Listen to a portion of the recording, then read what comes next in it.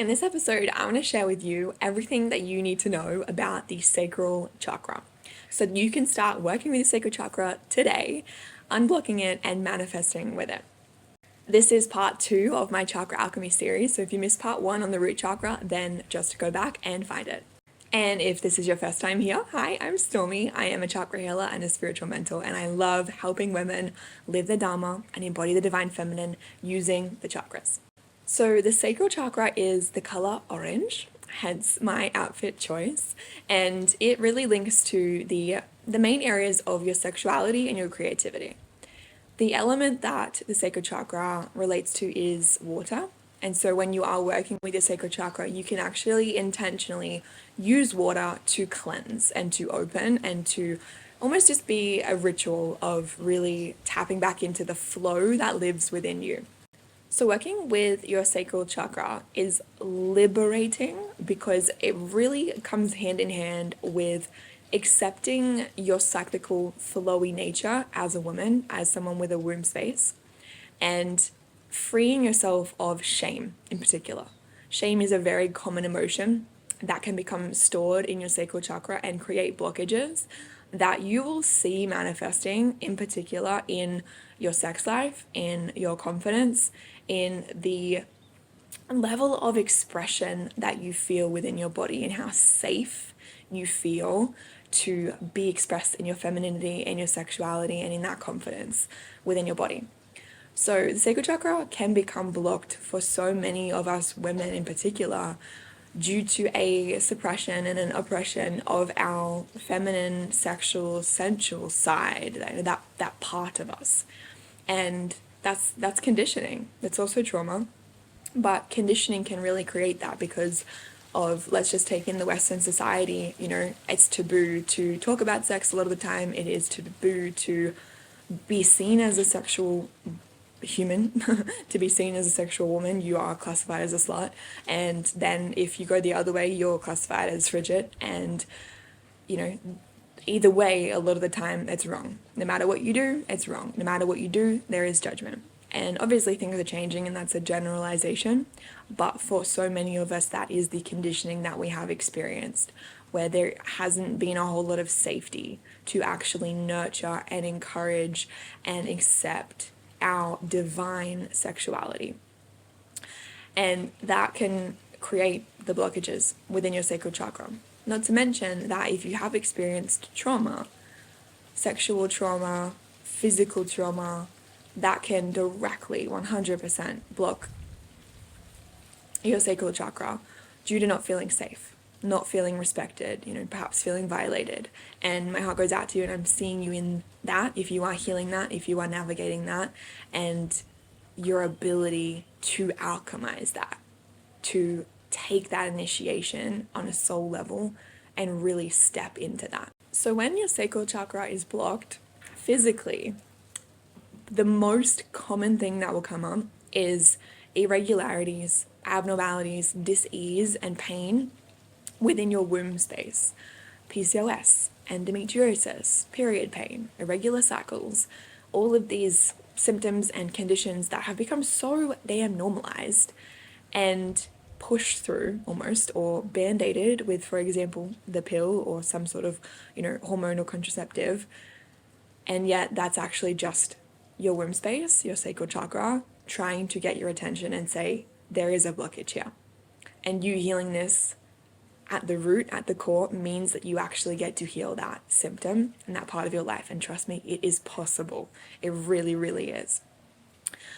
You may have, some discomfort, some pain during sex, numbness during sex or self-pleasure, where there is a disconnect from actually really experience the pleasure, really feeling the pleasure of, whatever, whether it's sexual intercourse or self-pleasure. And that can also just include an avoidance of that intimacy, where it feels awkward, it feels uncomfortable, you don't feel super connected to it. At the other end of that spectrum, when your chakra is, imagine that it's actually overflowing, sex can become something that is used as comfort. It is used as validation, where your body is something that you use for attention, you use as a coping mechanism in some ways to fill a part of you that doesn't feel worthy perhaps, or doesn't feel good enough, and feels more valuable because of that connection. And it's easier to do that and to get that sort of gratification than it is to actually process perhaps how you're feeling or be by yourself. UTIs are also a really common symptom as well. Anything basically that is within the womb space that is some kind of disease or ailment or abnormality is directly linked to your sacral, as well as the opposite side, the back side of your lower back. This really at its core links to your innate divine feminine energy. When there is an imbalance between your feminine energies and your masculine energies, you will find that that is a lot of the time what is responsible for creating a blockage in your sacral chakra. So there is obviously physically, but then let's look at your relationships and life, where you feel like you're pushing and forcing and trying to get your way through life and things are hard. It's not coming through ease. You're not manifesting from that place of alignment, and it instead feels like you're just constantly like trying to do everything and it's overwhelming and it's hard. Then there is no doubt that imbalance and your sacral chakra is not activated and open. If you're feeling uninspired, if you're feeling, disconnected from your creativity, that is the sacral chakra. If you're quite stiff, it's just like this real sense of just stiffness and not being able to really flow with life. It kind of just feels like life is kind of taking you here and taking you there, and it is hard to navigate the ebbs and flows. And emotionally, you're more prone to ignore or push away or toss to the side and deal with later the harder emotions and the more challenging, inverted commas, negative emotions, instead of embracing that flow. Again, that's the sacral chakra. And as a woman, as someone with a womb, you naturally have a monthly cycle. You're a cyclical being. You don't get to just get up every day and have the same energy levels, the same mood, the same capacity to do things. It changes day to day throughout your month. And so if you are fighting with that monthly cycle, if you haven't learned how to actually honor your cyclical nature, then again, that sacral chakra is gonna cause some strife in your life, where you probably feel quite tired. You often feel exhausted and you aren't tapped into your magnetism. You're not really actually in that flow, in that effortless magnetism of manifesting and being the creator, the creatrix of your life. So why these sacral chakra blockages happen is, as with all of the chakras, is one of two main things. Conditioning that you have received, especially during childhood, that has created a sense of what's right and what's wrong and what's normal and what's safe and what's not safe. That has then influenced and imprinted the stories that you have and, what you deem normal and what feels safe as well in your nervous system. For example, if you grew up in a household where talking about sex was taboo, where your sexuality was something that was sort of shunned and not really talked about, and it didn't feel overly safe to actually express it, then that can be conditioning that causes your sacral chakra to block. If you experienced trauma, sexual trauma, physical assault, that can directly create this really inherent deep sense of it's not safe for me to be open sexually. It's not safe for me to connect with people using my body. And that can create that blockage and that lack of safety within your sacral chakra. There's 1,000,001 ways that it can play out, and everyone really is unique and different. And why working with your sacral chakra, any chakra, is so empowering and so transformational is because it really does walk you through the shadows, the shadow work of healing these parts of yourself that maybe you've pushed away and locked up and not wanted to deal with, but in a really, safe and beautiful, liberating way, where you get to remember who you are underneath what has happened, underneath the conditioning, underneath the trauma and the stories about who you should be in order to, fit in and make it in this world. Other conditioning that you might have experienced as well, on the note of balancing your feminine and your masculine energies, is even if you just grew up, being told that you have to work hard to get what you want. If you want to make something of yourself, you need to work, you need to be the hardest worker in the room. You need to make it happen. And most people aren't taught the innate magnetism of your divine feminine, which creates the manifestation. Instead, it's all about how hard can you work and how much can you push, really going for it and getting it and making it happen. And again, that can really disconnect you from that inherent soft flowing feminine energy within you. Instead, being more focused on what am I going to get for doing something? What's the achievement? What's the purpose? And when you start to really open your sacral, you actually start to play more, starting to move from a place of expression because it feels good, doing something because you enjoy and can find pleasure in the process, in the practice, in the journey. Doing something for the sake of creating, not for the outcome, but for the creation. And that really links into your dharma, your soul's purpose, because so much of your purpose, your dharma on this earth, is to have fun. It is to express yourself. It's to make art. It's to play. It's not just about doing stuff. It's actually about being, sitting in nature, being, connecting with other people and just being, not always trying to get somewhere or achieve something or do something, but really opening and surrendering. So the last part here that I would say about opening your sacral chakra is really surrendering to life. Really creating that safety from within your body to be able to surrender to the flow, the natural ebb and flow of life, where you feel safe and supported by the masculine.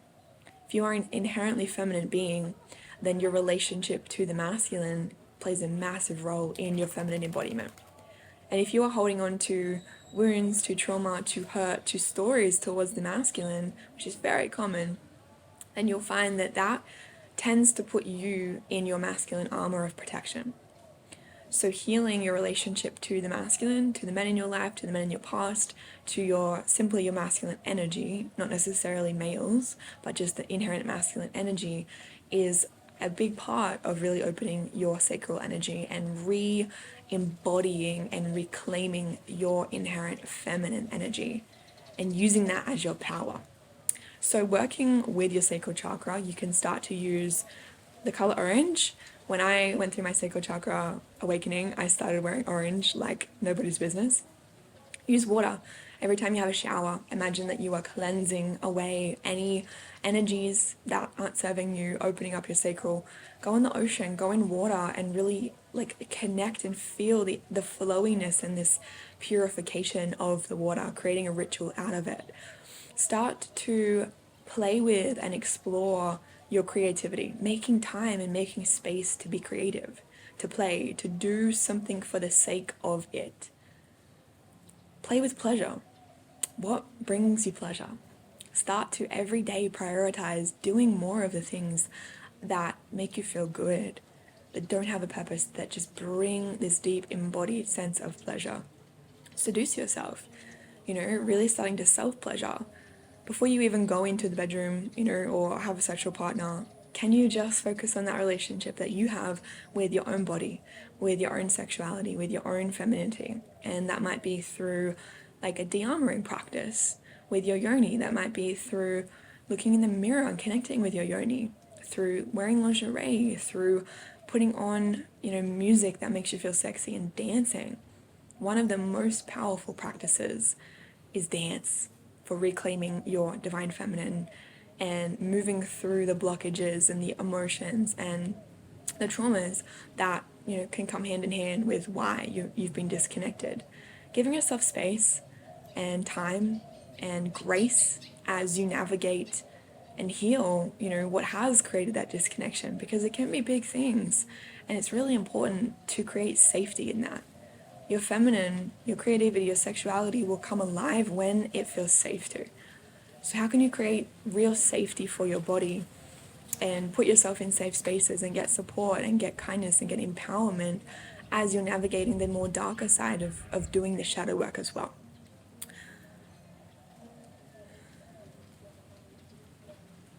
The last thing that I would say is making space to just be. Can you schedule in and can you set aside time to not do things, but to actually just be, to lie or sit or stand in nature, or just while you're sipping your coffee, or while you're lying in bed, or while you're driving, and just be in the moment, allowing yourself that permission.